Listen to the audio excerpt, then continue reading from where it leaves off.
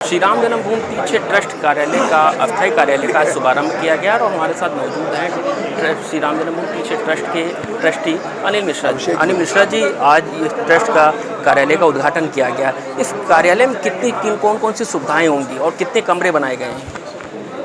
ये 3 मंजिला है, साथ में बेसमेंट भी है।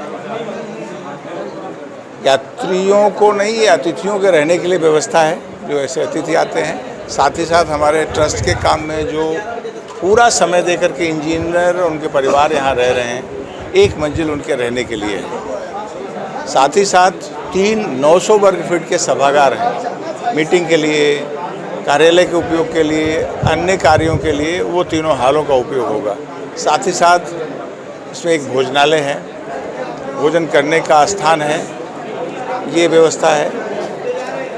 कमरे आवासीय हैं, जो आएंगे यहाँ पर वो रुक सकते हैं 2 दिन, 4 दिन, 6 दिन, ऐसी व्यवस्था यहाँ पर की गई है। हर तल पर एक डॉर्मेट्री भी है।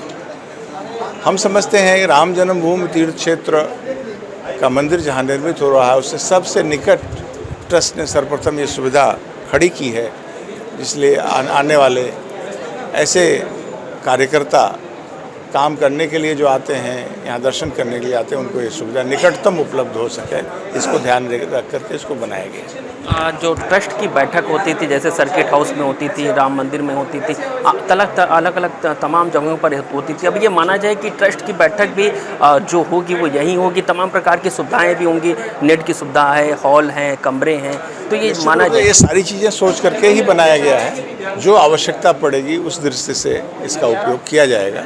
ट्रस्ट के काम के लिए, आने वाले अतिथियों के लिए और जो हमारे साथ काम कर रहे ऐसे कार्यकर्ता इंजीनियर हैं, उनके लिए ये सुविधा खड़ी की गई। जो अस्थायी कार्यालय बना है उसको हटाया जाएगा कि वो निरंतर चलता ही रहेगा? कहाँ पे?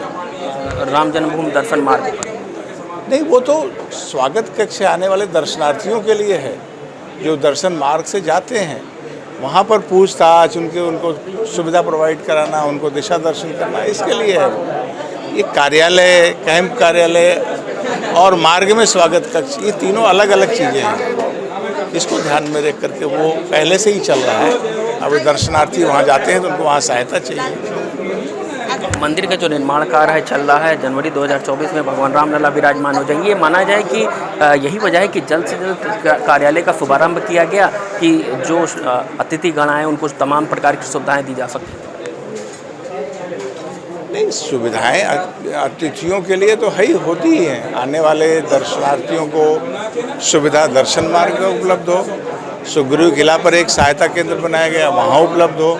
आने वाले दर्शनार्थी जो आरती में भाग लेना चाहते हैं, सुग्रीव किला पर बिना किसी रोक टोक करके आकर के आरती पास सुबह प्रातःकाल 6 बजे से प्राप्त कर सकें, इसकी व्यवस्था वहाँ की गई है।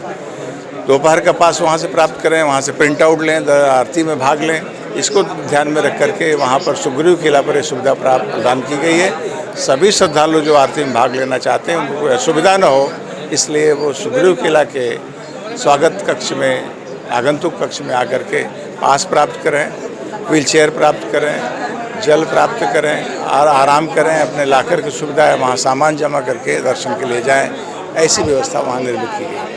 मंदिर निर्माण कार्य की अगर बात करें तो मंदिर का निर्माण कार्य अब तक कितना पूरा हो गया? छत की ढलाई का कार्य भी शुरू हो गया है, तो मंदिर का जो निर्माण कार्य अक्टूबर से पहले ही पूरा कर लिया जाएगा? ये लक्ष्य है, अक्टूबर के नहीं, दिसंबर तक तो हम उसको तैयार करके ही जनवरी 2024 में प्रभु को वहाँ विराजमान करने वाले हैं, तो निश्चित रूप से तैयार होगा।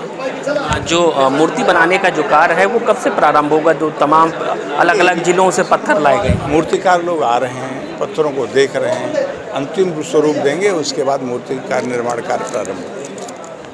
ये थे श्री राम जन्मभूमि तीर्थ ट्रस्ट के ट्रस्टी डॉक्टर अनिल मिश्रा का साफ कहना है कि जो अस्थायी कार्यालय वो निरंतर चलता रहेगा, लेकिन जो अस्थायी कार्यालय बनाया गया इसमें तमाम प्रकार की सुविधाएं होंगी, कमरे हैं और हॉल हैं, जैसे अलग अलग तमाम प्रकार की जगहों पर मंदिर की बैठक की जाती थी, लेकिन अब जो बैठकें होंगी वो अस्थायी कार्यालय में की जाएंगी, जिससे जो श्रद्धालु होंगे उनको दिक्कत नहीं होगी, जो लोग आएंगे, जो अतिथिगण आते थे उनको भी अब तमाम प्रकार की सुविधाएँ होंगी।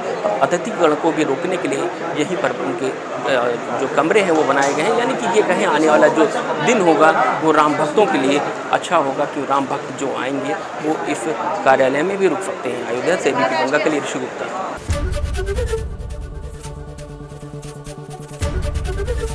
एबीपी गंगा, खबर आपकी, जुबान आपकी।